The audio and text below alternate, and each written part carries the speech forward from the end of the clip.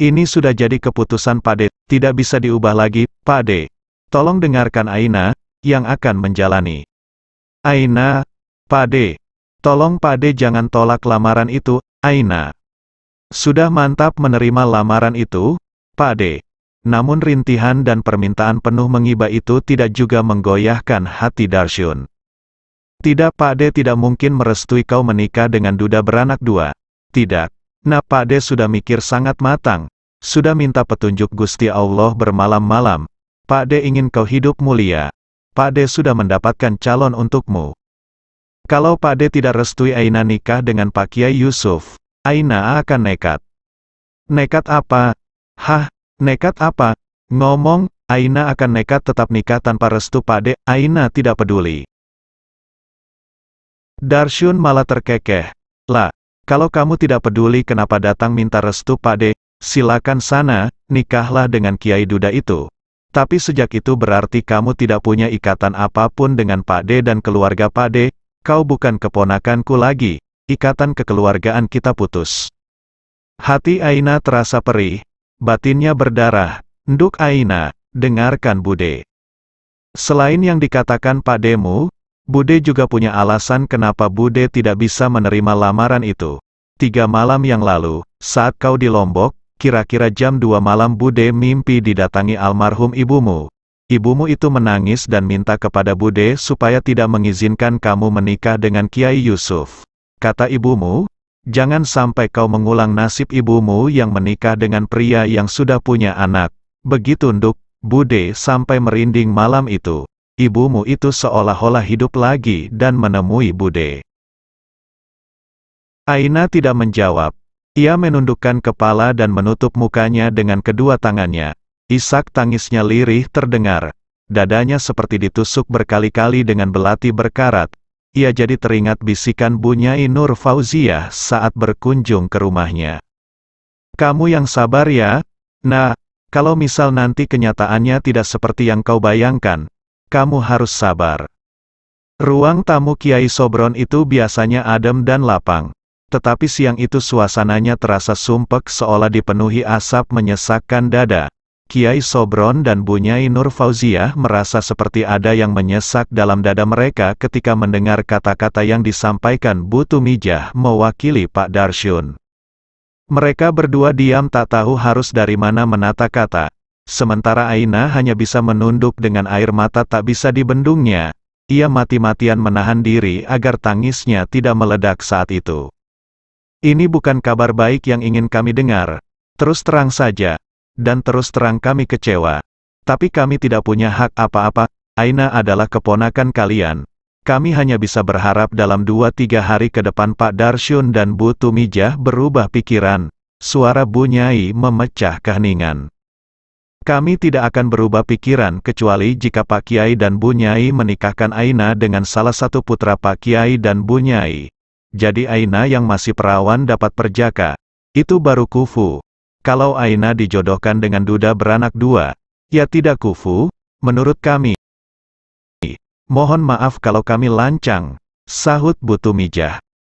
Muka Bu Nyai dan Pak Kiai memerah. Baru kali ini ada orang menggurui mereka dengan nada nyelekit. Aina sendiri sangat kaget mendengar kata-kata budenya itu. Ia tidak hanya kaget. Kesedihannya kini bercampur rasa malu yang mendalam kepada Bu Nyai dan Pak Kiai.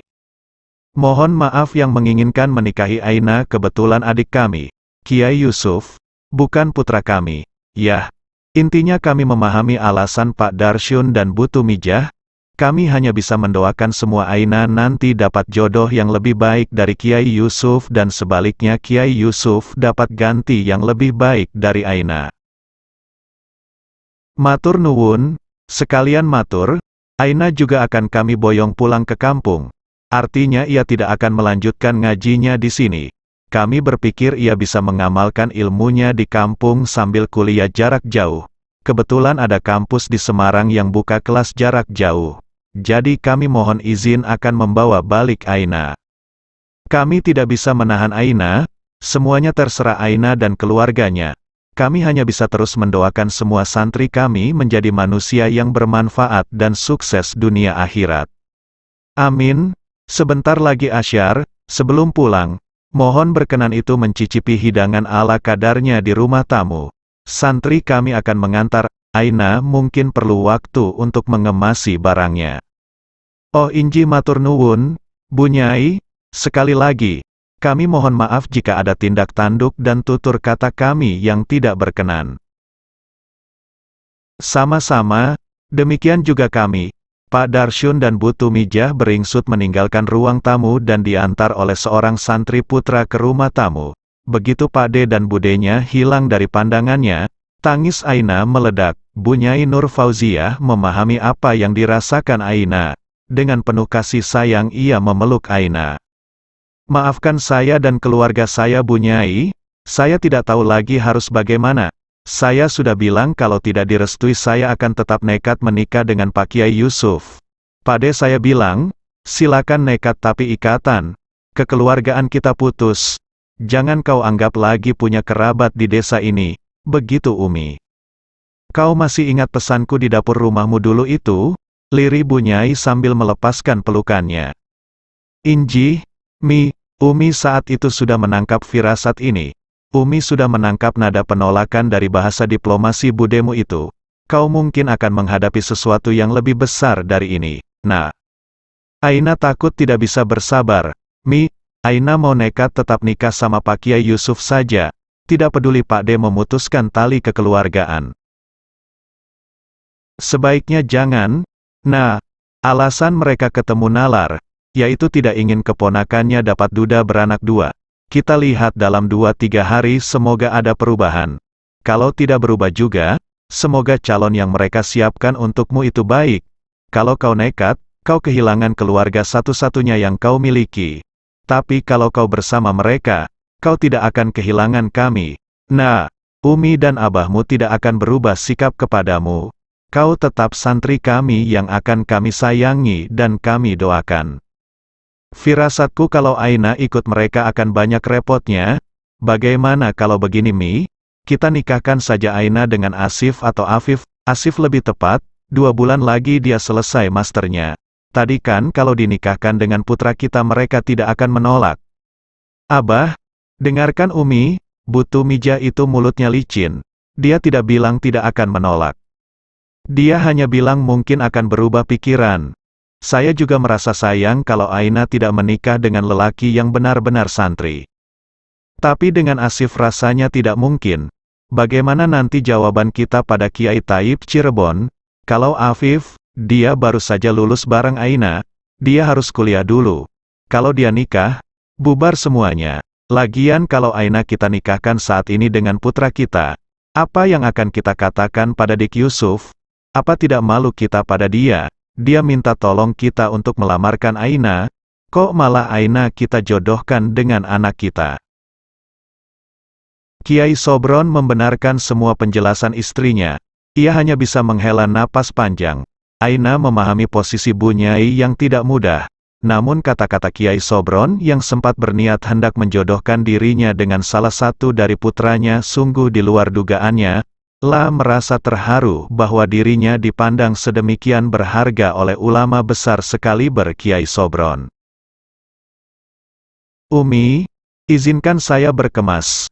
Sementara saya harus ikut Pade dan Bude pulang kampung.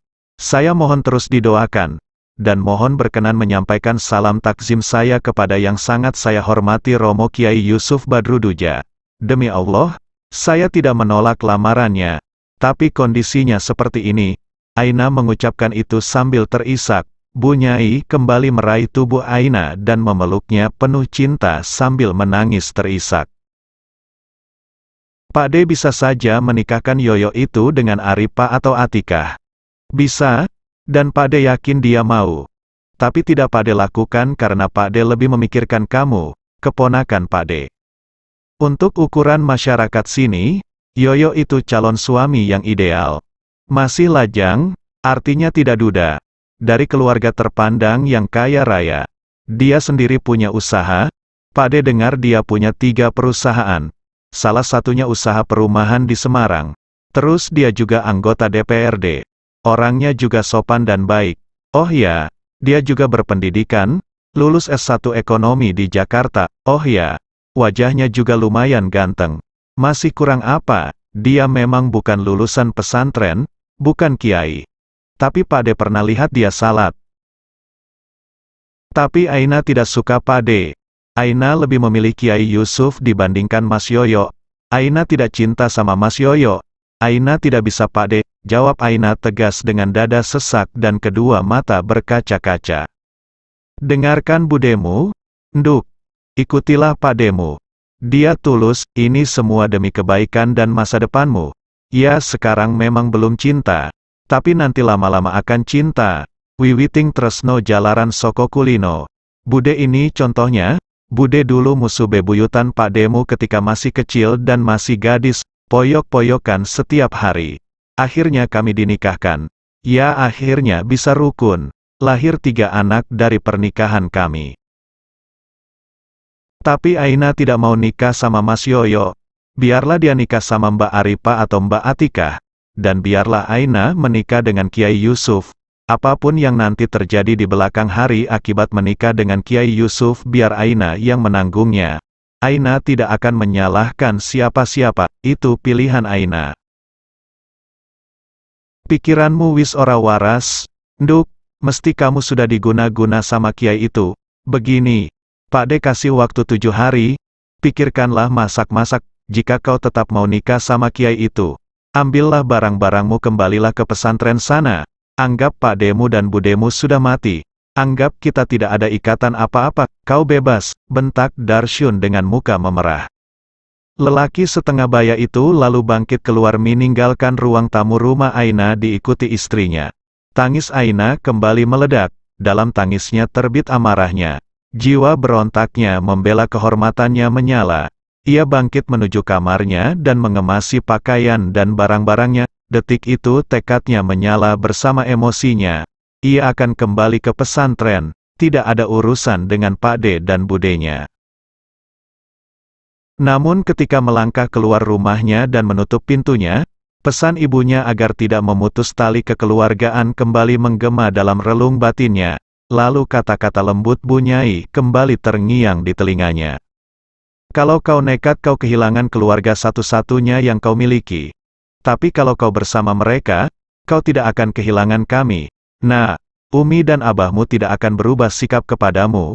Kau tetap santri kami yang akan kami sayangi dan kami doakan. Aina menyeret tasnya dan kembali masuk rumah, lah menangis terseduh-seduh. Ya Allah ya Rabbi, belas kasih hamba-Mu yang lemah ini, batinnya dalam isak tangisnya. Sejak itu Aina lebih banyak di rumah, mengisi hari-harinya dengan membaca Al-Quran, salat, dan zikir. Undangan mengisi pengajian remaja di beberapa tempat ia tolak. Setiap hari Atikah dengan sabar menemani dan mencarikan makan untuk Aina.